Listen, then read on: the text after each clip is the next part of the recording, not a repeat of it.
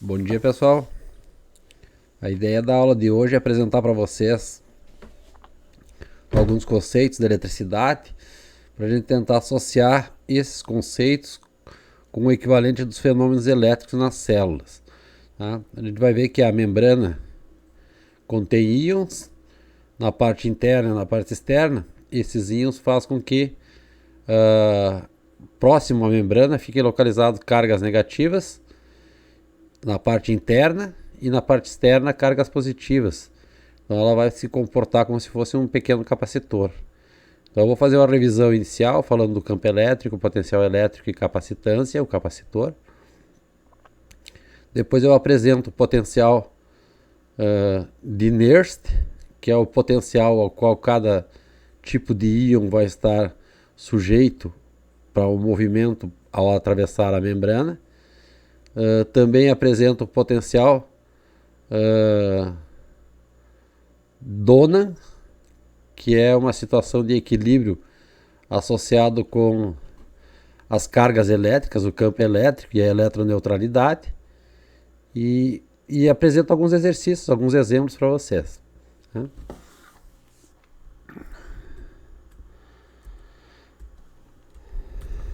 Bom, o primeiro conceito, que é uma revisão, é o conceito de campo elétrico. Quando a gente fala em cargas elétricas, a gente está pensando cargas positivas ou negativas, que são as cargas que estão em excesso numa determinada substância. Normalmente o corpo está num estado neutro, o número de prótons é igual ao número de elétrons, os prótons são as cargas positivas, os elétrons são as negativas, mas sempre que houver um excesso de cargas de uma desses dois sinais, excesso de cargas positivas ou excesso de carga negativa, esse corpo vai estar carregado. Se ele estiver carregado, ele vai ter ao redor do corpo um campo elétrico. Aqui, pensando um corpo carregado com uma carga Q, ao redor dessa carga vai ter um campo elétrico indicado pelas setinhas aqui em vermelho. Ele é maior, mais próximo da carga, e ele é uma setinha menor, mais afastado da carga, porque o campo depende dessa distância da carga até o ponto onde eu quero calcular o campo. Normalmente a gente faz a análise do sentido desse campo colocando uma carga de prova positiva no ponto onde a gente quer fazer a medida do campo. Então aqui uma carga Q0 positiva. Se essa carga for positiva, as cargas que têm mesmo sinal se repelem, então a carga positiva iria se movimentar para fora nessa linha de ação do campo. Então o campo elétrico estaria nessa direção indicada em azul aqui. Uma representação geral, então, seria assim: pensa uma carga positiva, as linhas de força, as linhas de campo elétrico estariam saindo da carga elétrica positiva. Então, para uma carga positiva, se eu colocar no ponto P uma carga positiva, positiva com positiva se repelem, então o campo vai estar naquela direção da seta vermelha. Para uma carga negativa, se eu colocar a carga de prova positiva aqui, essa carga de prova positiva vai ser atraída pela carga negativa, então o campo vai estar em sentido contrário. Ou seja, ao redor de uma carga positiva, nós temos um campo que é de afastamento. As linhas de campo vão sempre sair da carga positiva, assim como estava indicado aqui. A linha vai apontar para fora dessa carga positiva.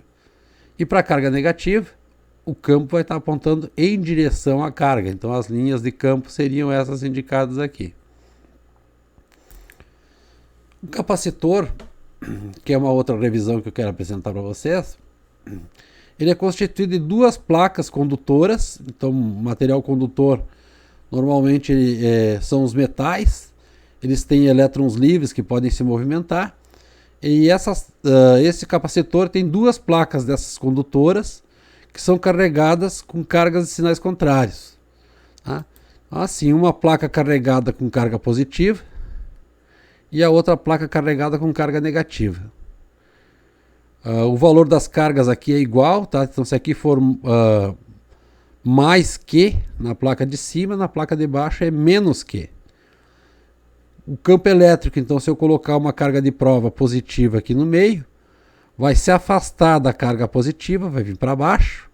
E se pensar em relação às cargas negativas, vai ser atraída pelas cargas negativas. Então as linhas de campo são dessa forma aqui. São linhas de campos paralelas e é um campo elétrico uniforme. Ele tem o mesmo valor aqui nessa região entre as duas placas.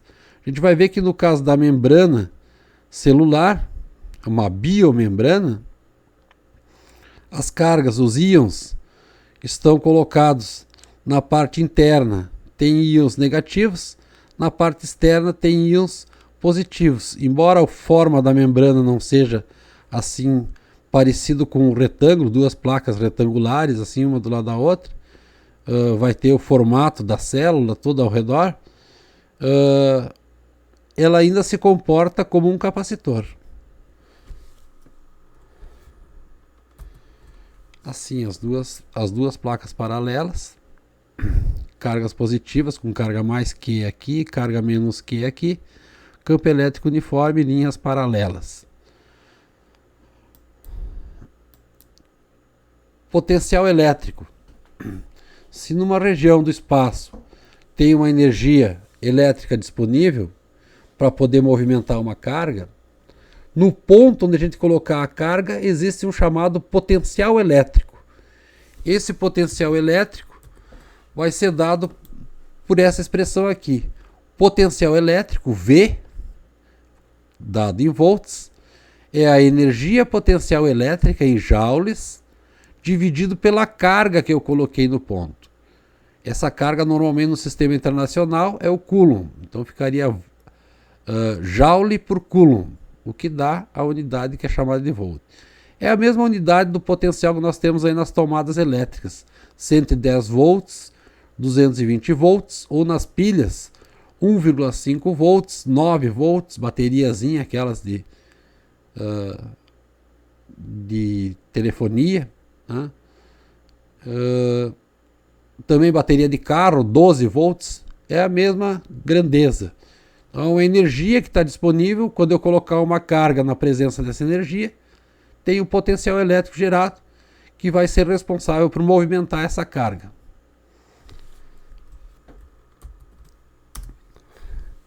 Pode-se mostrar, não é a intenção desse curso aqui apresentar como a gente chega na expressão, mas a gente pode mostrar que nessa região onde tem energia elétrica, onde tem o campo elétrico, entre as placas, por exemplo, um campo elétrico uniforme, a diferença de potencial entre uma placa e a outra depende desse campo elétrico e da espessura da placa. E vai ser dado assim. Então, se a espessura da placa é ΔX, esse campo que está aqui no meio vai gerar um potencial V, uma diferença de potencial entre essa placa e essa placa, que é menos o campo vezes a espessura das placas.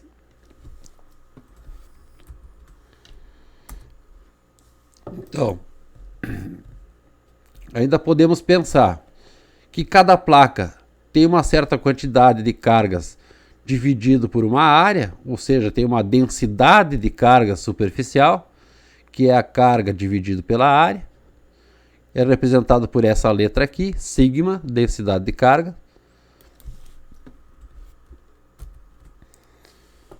O campo elétrico no interior das placas vai depender dessa densidade superficial e da permissividade elétrica entre as placas.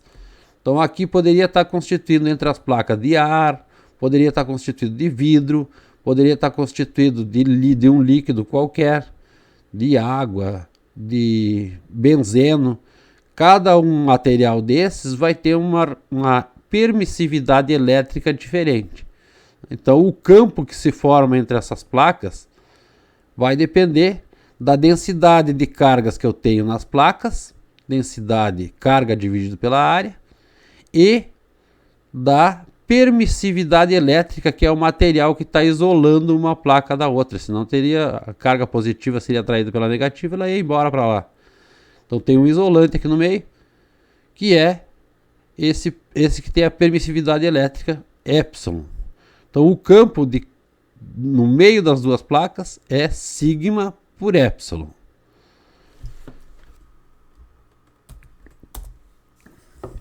Essa permissividade do meio, em geral, vai ser um múltiplo da permissividade elétrica do vácuo, que tem esse valor aqui, 8,85 vezes 10 na menos 12 farad por metro. Então,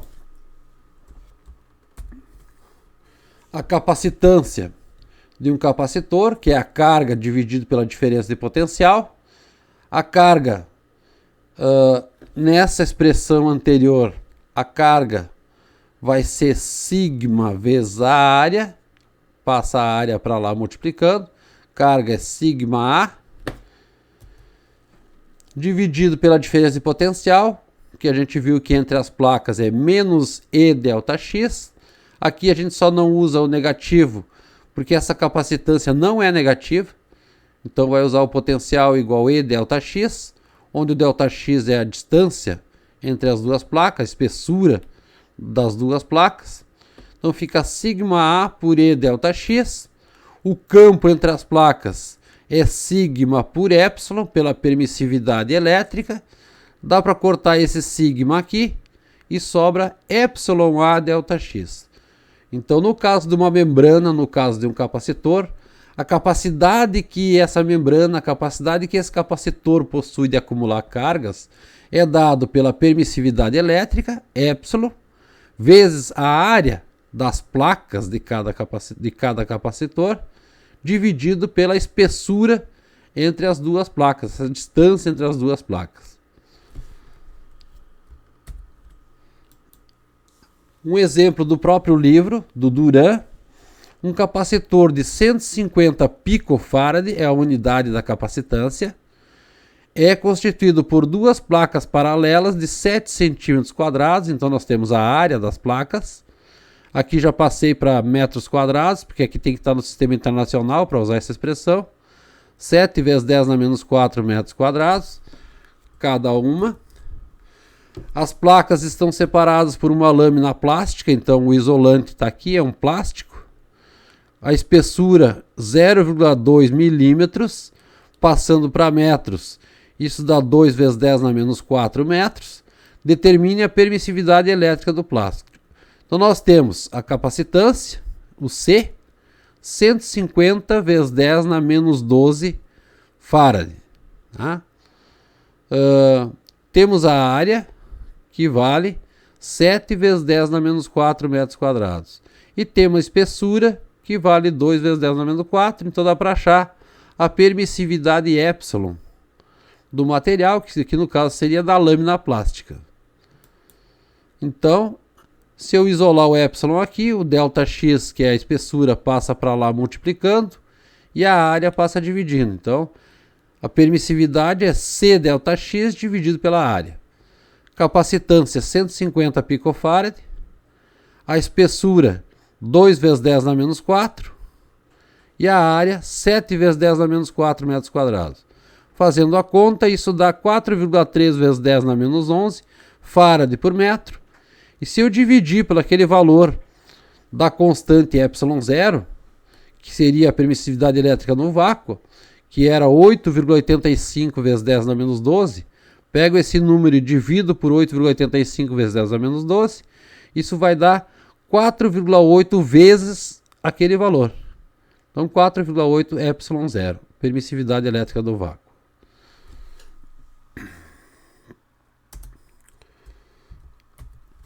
Outro exemplo do próprio Duran diz que a capacitância por unidade de área de muitas membranas biológicas é da ordem de 1 microfarad por centímetro quadrado. Então eu já falei que a membrana se comporta como um capacitor.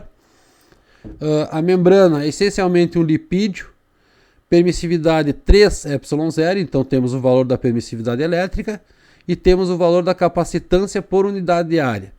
Com base nessas informações, determine a espessura efetiva da membrana.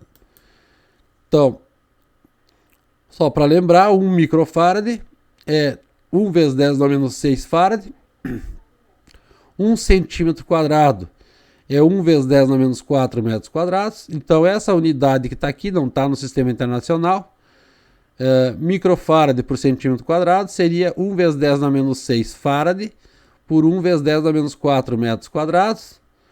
O 10 na menos 4 passa para o numerador e troca de sinal.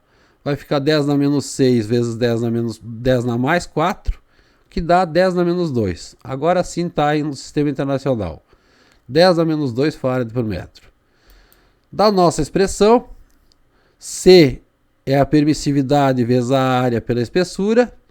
Se eu passar a área aqui para baixo, eu vou ficar com C por A, que é esse valor que foi dado aqui, ó, a capacitância por unidade de área. Então, 1 vezes 10 na menos 2 farad por metro quadrado. A permissividade epsilon é 3 vezes a permissividade do vácuo. Então, 3 vezes 8,85 vezes 10 na menos 12 farad por metro. Dá para achar a espessura. Espessura passa para cá multiplicando e esse número passa para o lugar do ΔX dividindo. Então, está aqui a conta que temos que fazer. A espessura da membrana vai ser da ordem de 26,5 vezes 10 na menos 10 metros. 10 na menos 10 é um prefixo chamado de angstrom. Então seria 26,5 angstroms. 10 na menos 10 metros é 1 angstrom. 10 na menos 10 é 1 angstrom. Então isso vai dar 26,5 angstroms.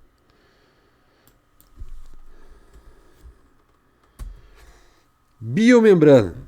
Então, só para entender o comportamento da membrana e a comparação que foi feita com um capacitor anteriormente. Então, a membrana celular, ou a biomembrana, é um sistema que permite o intercâmbio de íons da parte interna para a parte externa. Então, um intercâmbio permanente de moléculas complexas e de espécimes iônicas entre a parte interna e a parte externa da célula. A espessura é da ordem de 7 a 10 nanômetros, 7 a 10 vezes 10 na menos 9 metros, e a passagem é caracterizada pela permeabilidade que ela tem a cada tipo de íon que pode aparecer. Então aqui está representado a parte intracelular que chamou de B.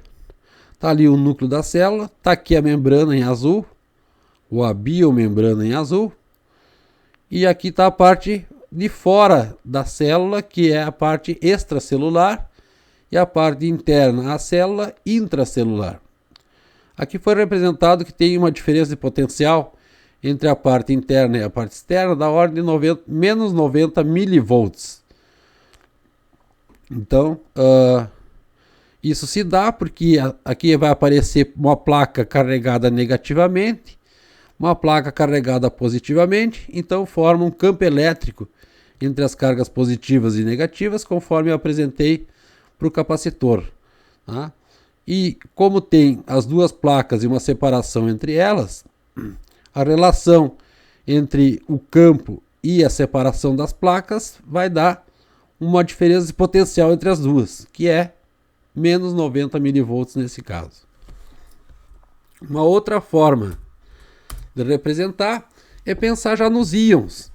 Ó, a membrana celular está aqui, essa separaçãozinha que tem aqui. Aqui tem alguns íons negativos, que são as partículas, as moléculas orgânicas. Então aqui tem um A- com 4, valência 4, 2 potássios, K+, grudados neles. Na parte interna, então, tem bastante íons potássio, K+, e essas células orgânicas. Isso na parte interna da célula. Na parte externa, tem aqui uma solução de NaCl, então é como se fosse um sal. O cloreto e o sódio estão soltos, livres para se movimentar. Tem um potássio que já passou pela membrana e veio para o lado de cá. Então ela foi permeável ao potássio. Tá? Em termos de potencial, aqui tem os íons negativos, aqui estão os íons positivos, Na, Na, Na, todos mais. Então teria uma carga aqui na separação positiva, do lado de fora da célula, e na parte de dentro uma carga negativa. Percebo que aparece um potencial, um campo elétrico, que faz com que os íons negativos viessem da parte de dentro para a parte de fora, porque aqui é menos e aqui é mais. Mas a gente vai ver que alguns potenciais, como o potencial Donan, que leva em conta as concentrações de cada um desses íons dos dois lados da célula, dos dois lados da membrana, faz com que exista uma bomba, às vezes, uma bomba chamada de potássio, uma bomba de potássio e sódio. Nesse caso aqui, essa bomba favoreceu a saída do potássio de dentro para fora, vencendo essa diferença de potencial que tem aqui. Em termos de concentração, tem bastante íon sódio do lado de fora, então a tendência é que esse sódio que está do lado de fora entrasse para dentro da célula, porque aqui só tem um e aqui tem vários sódio. A concentração de sódio do lado de fora é muito grande, a concentração de sódio do lado de dentro é muito pequena. Se ela for permeável ao sódio, o sódio entra para dentro da célula. Para o potássio, a concentração do potássio é bem maior desse lado e menor desse lado, então favorece a saída do potássio para cá, para equilibrar as concentrações. Para o Cl menos cloro, tem mais cloro do lado externo da célula e menos aqui dentro, então o fluxo seria de fora para dentro da célula.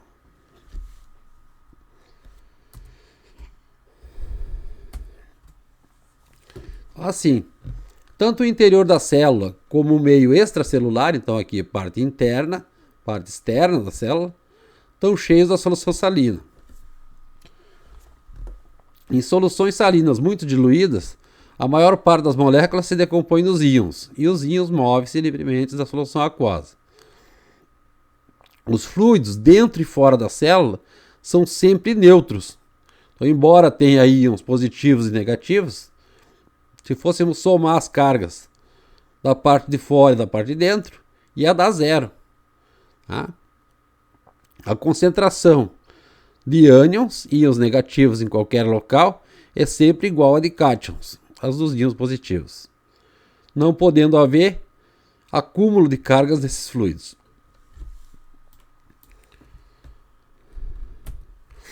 Potencial de membrana. Então, como a membrana foi comparada a um capacitor, vai aparecer um potencial entre a parte interna e a parte externa da membrana. Se eu chamar um potencial na parte externa de V1 e na parte interna de V2, vai aparecer uma diferença potencial que é vista por essa figura aqui, ó. Então V2 é negativo, vai estar abaixo do V1. V2 menos V1 vai dar uma diferença de potencial negativa para a membrana. Tá? E aqui está a espessura da membrana. Então, parte de fora tem o potencial que é maior do que a parte de dentro. Se eu fizer o de dentro menos o de fora, vai dar um número negativo. Se não houver excesso de cátions e excesso de ânions na superfície externa, a gente vai dizer que a célula vai estar em repouso, não tem movimento de cargas entre a membrana. Então, nós vamos estar no potencial de repouso da situação. V0, V2 menos V1. No caso das fibras nervosas e musculares estriadas, o potencial de repouso tem valores entre menos 100 mV e menos 55 mV. No caso das fibras dos músculos lisos, esse valor do potencial de repouso fica entre menos 55 mV e menos 30 mV. O valor médio, então somando todos e dividindo pelo número de potenciais que se estudou, dá aproximadamente menos 70 mV. Na situação apresentada, com excesso de ânions internamente e excesso de cátions externamente, a membrana se comporta como um capacitor e todas as equações que foram apresentadas podem ser utilizadas. Tá? Todas as equações que a gente usou, todas as equações que eu apresentei podem ser utilizadas, no caso do capacitor, para representar uma membrana. Exemplo. Se a espessura de uma membrana isolante é 80 angstroms e o potencial de repouso associado é de menos 70 mV, qual o campo elétrico aplicado sobre ela? Então a gente viu que o potencial é menos E ΔX. E é o campo, ΔX é a espessura. Então o potencial é menos 70 mili, o mili é 10 na menos 3, menos 70 milivolts. A espessura 80 vezes 10 na menos 10, que é o angstrom. Então o campo vai ser, aqui tem um sinal de menos do campo e tem o sinal de menos do potencial. Então o campo vai ser positivo. Menos 70 vezes 10 na menos 3, dividido por 80 vezes 10 na menos 10, 8,8 vezes 10 na 6, volt dividido por metro, que é a intensidade do campo elétrico nessa membrana. Outro exemplo. A área típica de uma membrana é 6 vezes 10 na menos 10 metros quadrados. Sua espessura é de 80 angstrom. Um valor característico para a permissividade elétrica da sua membrana é 10 ε0. Considerando um potencial de repouso de menos 70 mV, qual seria a densidade superficial de carga na superfície da membrana? Exemplo do Donnan, tá, pessoal? Do livro do Donnan. Bom, então, capacitância é carga pelo potencial, εA por ΔX. Se eu quero o sigma, que é a densidade superficial de cargas, ele é a carga dividido pela área.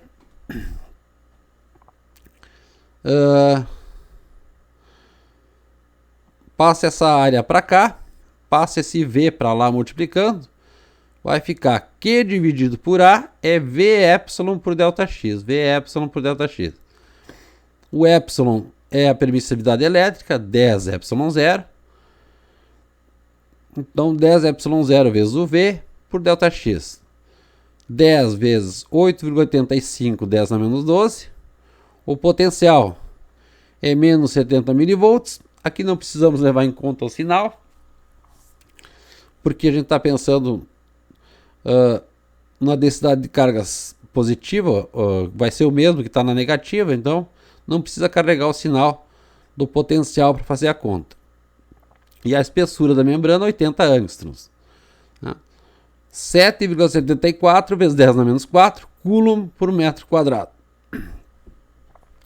Daria para achar a carga em cada placa, porque a gente tem a área também. Tá? Não podia ter usado aqui achar a capacitância primeiro, achar a capacitância para depois achar a carga, para depois dividir pela área e achar a densidade superficial.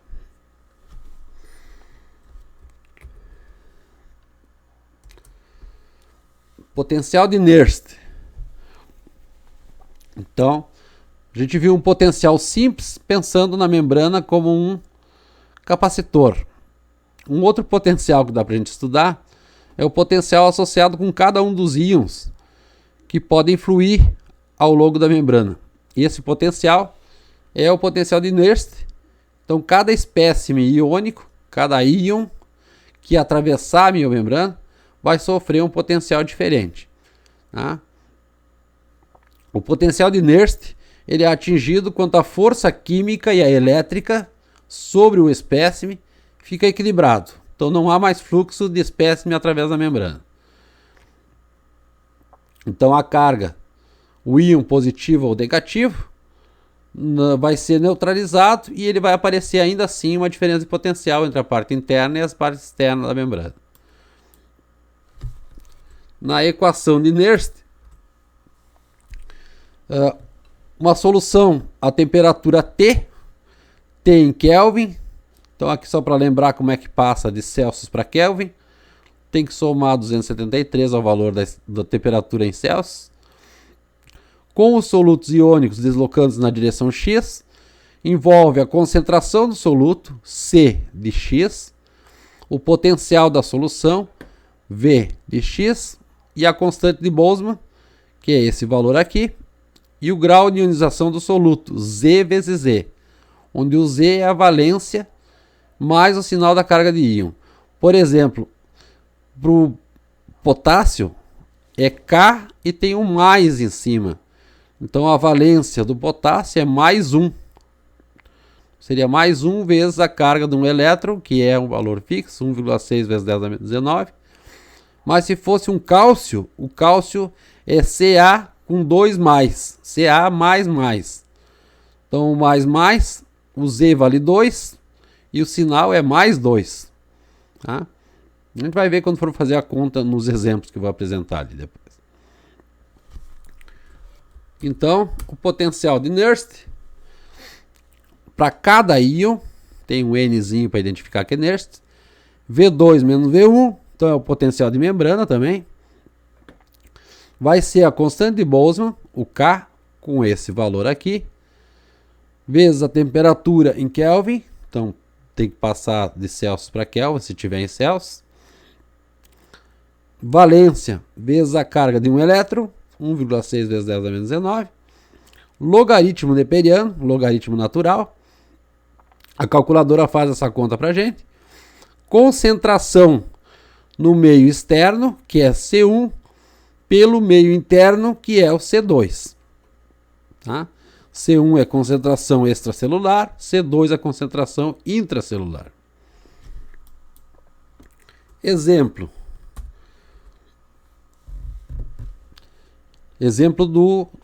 do livro do Duran, tá, pessoal?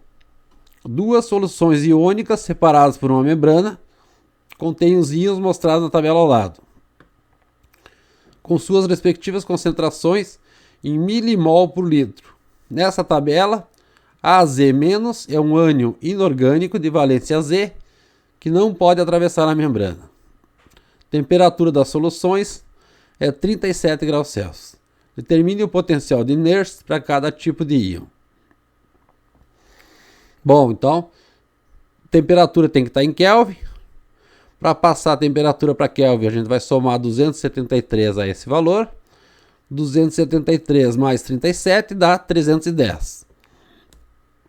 Então, o potencial de Nernst do potássio, então botei um K aqui para representar que é o potencial do potássio, vai ser a constante de Boltzmann, 1,38 vezes 10 a menos 23, vezes a temperatura, 310 Kelvin, dividido pela valência, K mais, é um maisinho aqui, então, mais 1, carga de um elétron ou do próton, 1,6 vezes 10 a menos 19, logaritmo neperiano, concentração na parte externa, 2,25, pela parte interna, 124.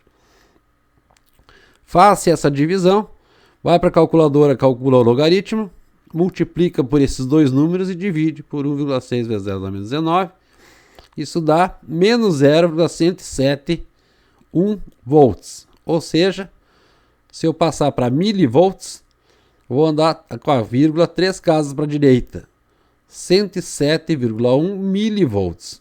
Sinal de menos. Então, para o íon potássio, ele vai atingir a estabilidade química e elétrica quando para de passar pela membrana, mas daí nessa situação o potencial fica em 107,1 milivolts negativo entre a parte interna e a parte externa da membrana. Já para outro íon, o sódio, Na+, dá para calcular, vocês podem fazer a conta com o treinamento.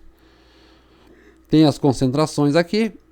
O potencial de Nernst para o sódio vai dar 62,8 milivolts. Então, depois que parou, cessou o movimento do sódio pela membrana, potencial ficou em 62,8 milivolts. E o potencial de Nernst para o cloro é negativo. Então aqui embaixo vai um sinal de menos 1. Tá?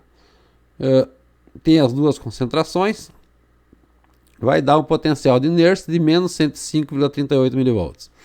Percebam que, diferente do potencial de repouso, que era o potencial onde não tinha cessado todos os efeitos elétricos da membrana, a gente tinha noção de saber quais valores que ficava o potencial de repouso. Aqui a gente está percebendo que cada íon sofre um potencial diferente quando ele está não está tendo fluxo de íons pela membrana. Então não dá para saber a partir desse potencial de Nernst qual é que vale o potencial de repouso da partícula. Tá? Mas dá para saber a situação de quando que não vai haver fluxo e qual o potencial que é gerado para cada um dos íons que estão tentando ultrapassar a membrana. Menos 101,7, 62,8, menos 105,38.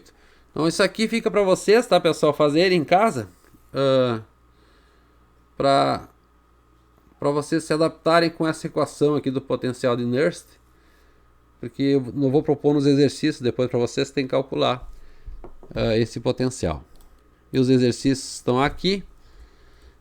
O primeiro, determine o potencial de Nernst para cada tipo de íon em uma célula muscular de RAM, 310 Kelvin, onde tem aqui Ca++, então agora a valência para esse íon é 2, mais 2, Mg, magnésio, mais 2, e esse outro íon, HCO3-, então valência é menos 1, tem as duas concentrações, e vocês podem fazer as contas. Esse aqui ela é impermeável a esse íon inorgânico, orgânico, e nesse caso ela não entra na conta, não dá para fazer a conta do potencial de Nernst para ele. Tá? As respostas estão disponíveis aqui embaixo, então tentem fazer como treino. Depois eu vou propor uns exercícios mais adiante sobre o potencial de Nernst naquela listinha de exercícios que vai ser a segunda lista, cuja média vai dar 3 pontos, 3,33 pontos. Tá bem? Bom, eu havia preparado 2 slides diferentes, mas achei melhor colocar os slides de uma única forma para vocês verem que o potencial da membrana ele vai melhorando a expressão para conseguir chegar num caso onde a gente consiga estudar quando que o processo de passagem de um íon pela membrana vai acontecer. Tá?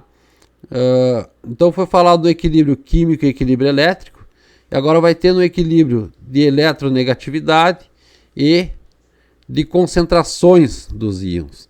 Tá? Esse equilíbrio é um equilíbrio Donan, então vai aparecer um novo potencial, que é o potencial Donan.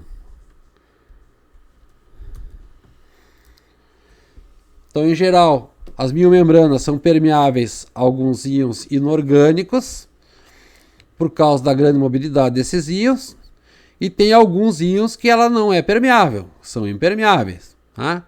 E ainda assim, o fluido extra e intracelular são aproximadamente neutros.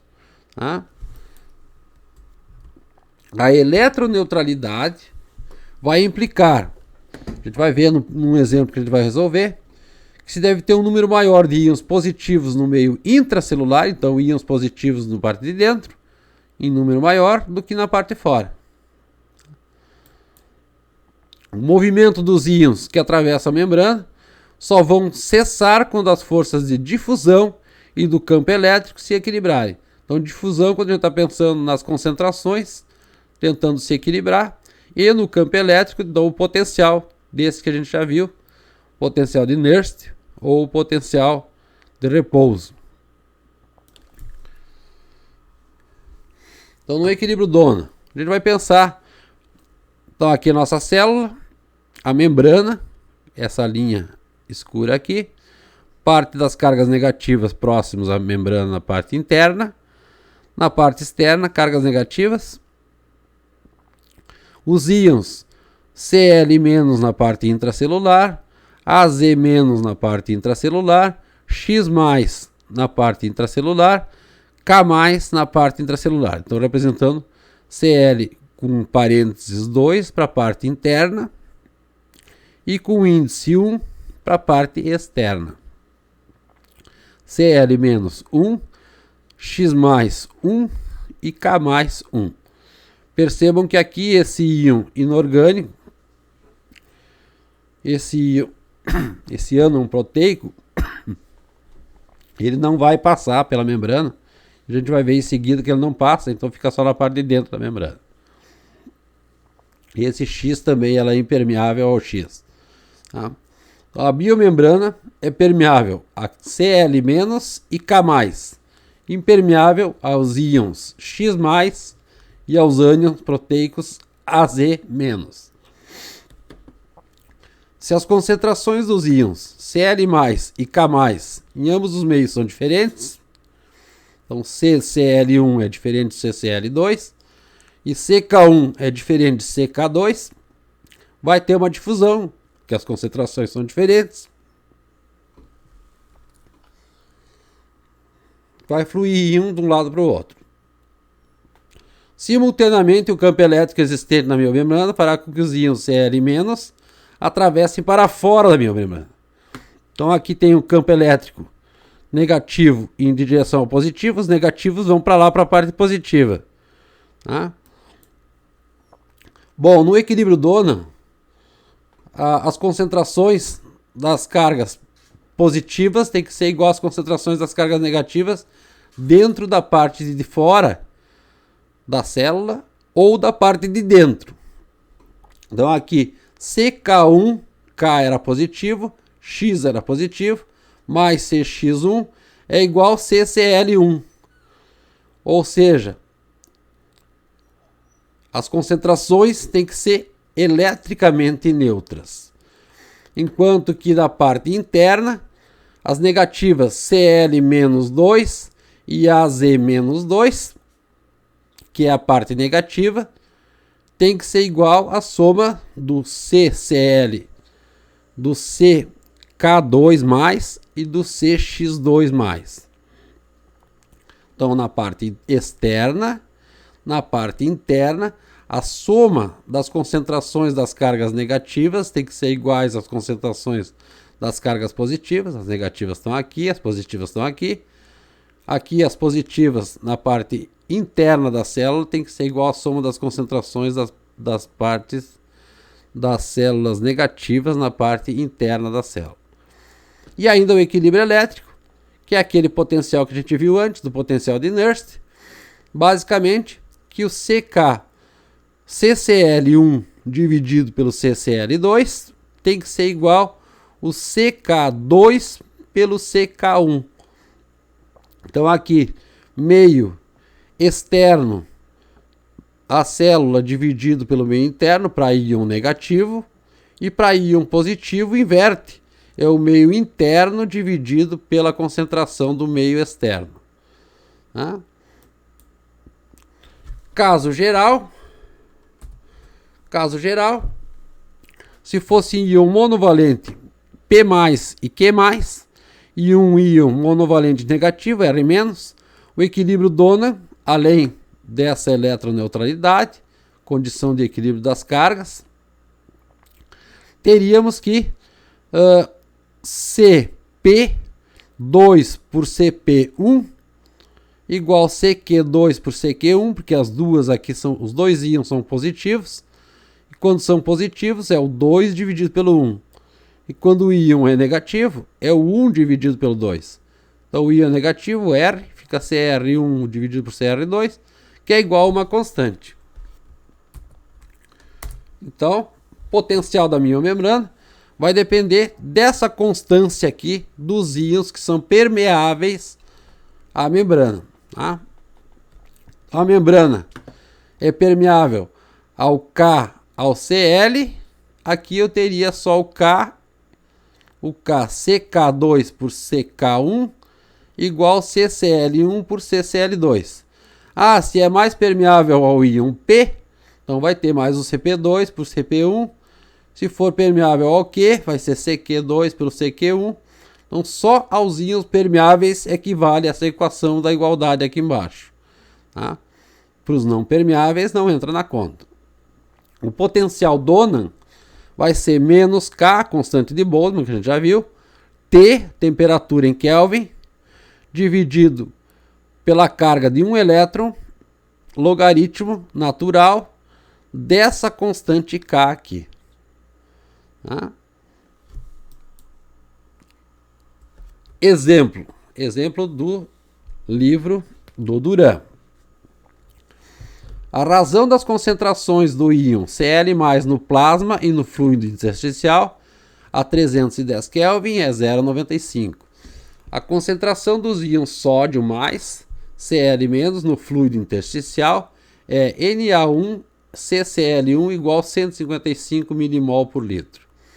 No plasma, além dos íons Na+, as proteínas de valência menos 18. Supondo que o capilar está em equilíbrio Donan, determine a concentração dos íons sódio mais Cl- no plasma.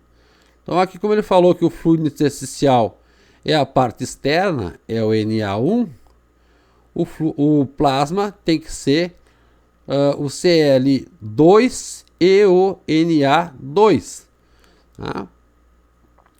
Na letra B, a diferença de potencial através do capilar, então vai ser o potencial Donan. E na letra C, a concentração de proteínas no plasma. Por quê? Porque está em equilíbrio Donan, essa situação que ele apresentou. Então vamos lá.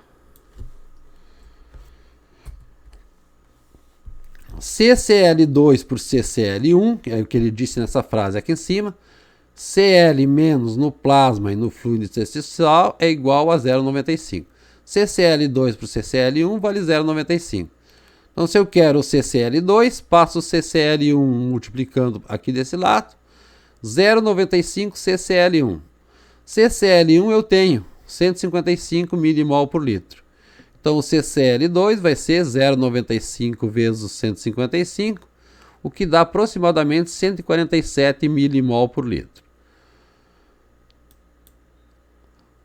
Dá para saber ainda o C do Na, porque como está em equilíbrio Donan, e os íons no qual vão acontecer a passagem pela membrana, então a membrana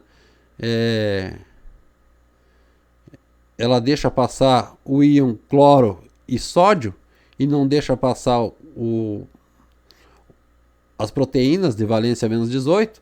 Então C do Na2 pelo Na1 é CCl1 por CCl2. E o CCl1 por CCl2 é 1 dividido por 0,95. Isso vai ser igual ao K.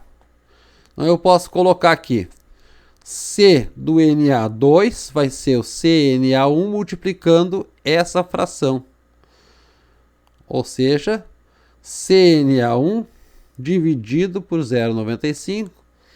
O CNA1 a gente tem o valor, que vale 155 milimol por litro, dividido pelo 0,95 vai dar 163 milimol por litro. Então eu tenho aqui o CCl2, que é a concentração do cloro na parte intracelular, e tem a concentração do sódio na parte intracelular, que é 163 milimol por litro. O potencial Donan, então é só colocar menos Kt por Ze. Aqui eu coloquei o Z porque depende se ele é monovalente ou é bivalente. Então aqui nesse caso o cloro e o sódio é mais 1. Então mais 1 vezes 1,6 vezes 10 a menos 19. Logaritmo do K. O K é 1 sobre 0,95. Isso vai dar menos 1,37 milivolts. Então no equilíbrio Donan, as concentrações fazem com que o potencial seja da ordem de menos 1,37 milivolts. E aí vai parar o movimento dos íons cloro e sódio no equilíbrio de concentrações e também no equilíbrio elétrico. Para achar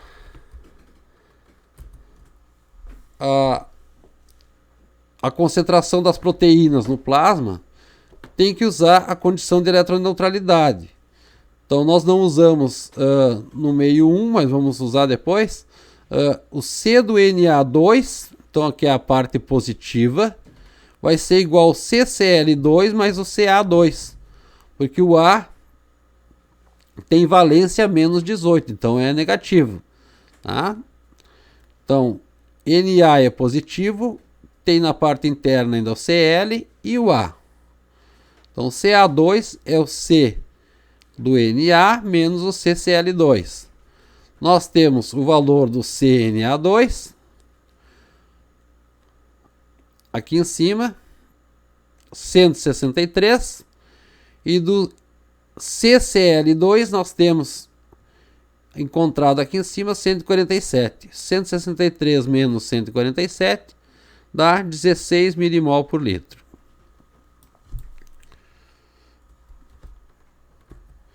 Um outro exemplo, membrana do axônio de Lula, às 310 Kelvin, tem o potencial de repouso da ordem de menos 74 mV. Os diversos íons presentes no fluido extracelular, e intracelular, têm as concentrações apresentadas na tabela. Então tem aqui as concentrações: parte externa, 2 parte interna, para o sódio, para o potássio, para o sódio, para o cálcio mais 2, para o magnésio mais 2, para o Cl menos, e para o fluido inorgânico ou orgânico A menos, ou proteico A menos, os valores. Aqui tem a razão entre o C2 e o C1, e aqui tem o potencial de Nernst para essas células. Não tem o potencial Donan. Tá? Ele diz assim que se pode concluir a partir do potencial de Nernst de cada íon. Então, para o potássio nós temos um potencial da ordem menos 80, e para o cloro nós temos um potencial aqui da ordem menos 70 mais ou menos. Então, como esses dois potenciais são aproximadamente iguais, no equilíbrio Donan, o potencial, a concentração do potássio no meio interno e no meio externo vai ser igual à razão das concentrações do cloro no meio interno, no meio externo e no meio interno. Tá? Então ela é só permeável ao potássio e ao cloro. Aos demais não vai ser permeável porque os potenciais não vão ser iguais. Tá? Os potenciais não vão ser iguais. Outro exemplo, um exemplo do livro. No meio extracelular de vertebrados, as concentrações típicas em milimol que passam através da membrana são Na1 140, CK1 10, CCl1 150 a 310 Kelvin.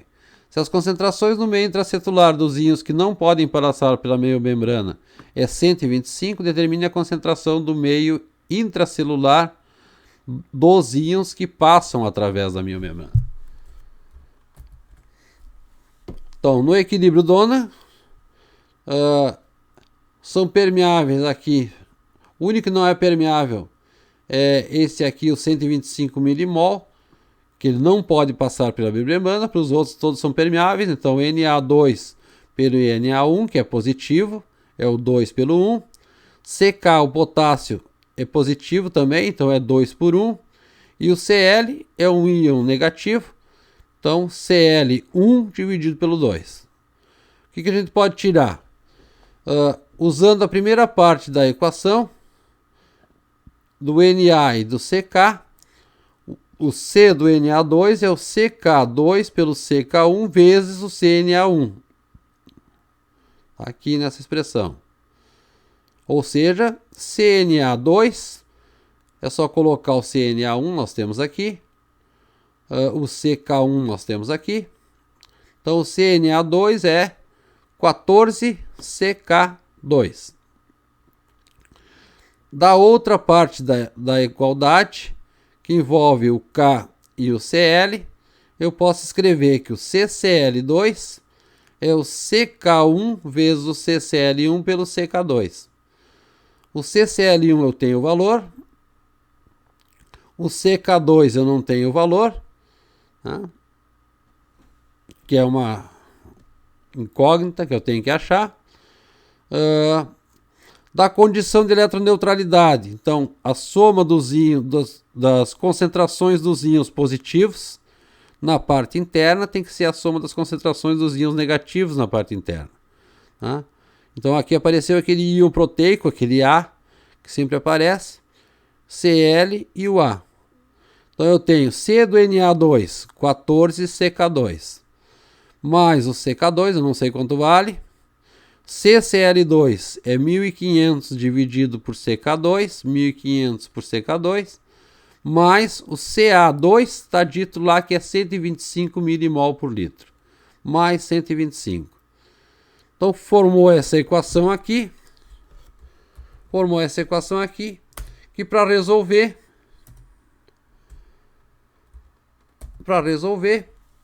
só se a gente trabalhar com Bhaskara. Multiplicando toda a equação por CK2, dá isso aqui, 15CK ao quadrado 2, igual a 1500 mais 125 CK2. Dividindo por 15, CK ao quadrado 2 igual 100 mais 8,3 CK2. Resolve por Bhaskara, vai encontrar esses resultados aqui. Fazendo a razão das concentrações, vai achar que o K vale 3 meios. Pode fazer a conta para cada uma parcial deles, para o sódio, para o potássio e para o cloro, 1,5. Dá para achar o potencial dona, vai dar menos 10,8 milivolts. E as concentrações total dos íons positivos no fluido intracelular é maior do que no fluido extracelular. Por exemplo, se somar aqui a concentração do potássio mais a concentração do sódio, isso vai dar 225 milimol por litro na parte interna, enquanto que na parte externa, somando o potássio na parte externa mais o sódio na parte externa, dá 150 milimol por litro. Então a concentração de íons positivos no fluido intracelular é maior do que no fluido extracelular. Dois exercícios propostos para vocês. Vocês podem dar uma olhada no livro para tentar resolver. Acho que foi disponibilizado uma versão diferente do livro, mas as equações são as mesmas. Caso vocês tenham dúvida, vocês podem perguntar para mim. Então, eu que optei por colocar os dois potenciais juntos, tá, pessoal, numa aula só. O potencial de Nernst e o potencial Dona. O potencial de Nernst é um potencial associado com um potencial para cada tipo de íon, e o potencial de Dona é quando aconteceu um equilíbrio de concentrações, então equilíbrio de difusão, eletroneutralidade e campo elétrico. Então tem que olhar duas equações, uma que envolve os íons que são permeáveis à membrana permeáveis a esses íons. Então aparecem aquelas razões, CK2 por CK1 igual CCl1 por CCl2, que é igual a uma constante. E aparece na eletroneutralidade, vocês têm que somar na parte interna os íons, as concentrações dos íons que são positivos tem que ser igual à soma das concentrações dos íons que são negativos, tá? Que é a eletroneutralidade.